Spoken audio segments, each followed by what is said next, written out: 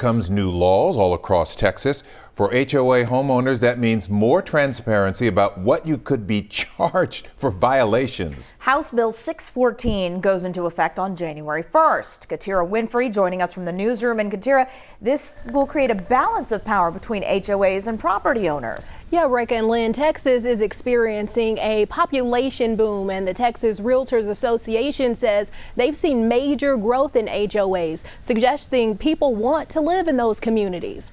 But says HOAs being required to outline the category for fines and costs will ensure everyone understands the rules. You bought land and you own a home, but for people living in HOA communities, that doesn't necessarily mean you can do what you want. It also spells out a schedule for what fines are available for enforcement. And so you're not surprised by maybe the first notice or second notice fine that happens. Trey Bates is VP of Governmental Affairs with the Texas Realtors Association. Starting January 1st, 2024, the HOA fines associated with things like overgrown landscaping, parking violations, house alterations, and more become clearer. Matter of lack of communication that happens in some HOAs. And the intent of this bill is to make sure that that communication happens. According to House Bill 614, property owners associations will adopt a policy outlining the levying of fines, creating a list of fines for each category.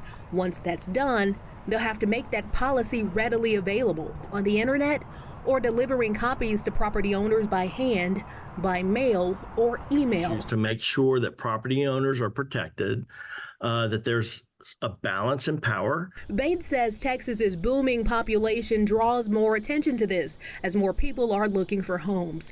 He says you should always look at the HOA rules, but says this new measure should give you access to rules even at the start of the purchasing process.